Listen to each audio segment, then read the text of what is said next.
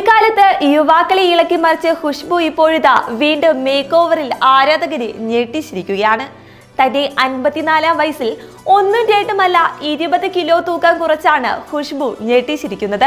Social media ഹാൻഡിലുകളിൽ താരം തന്നെ ചിത്രങ്ങൾ പങ്കുവച്ചിരിക്കുകയാണ്. ഇത് തരംഗമായതോടെ ആരാധകരും സത്യത്തിൽ ഞെട്ടിയെന്ന് തന്നെ പറയാം. 9 മാസത്തെ കഠിനാധ്വാനത്തിന്റെ ഫലമാണ് ഇപ്പോൾ കാണുന്നതെന്നാണ് താരം പറയുന്നത്.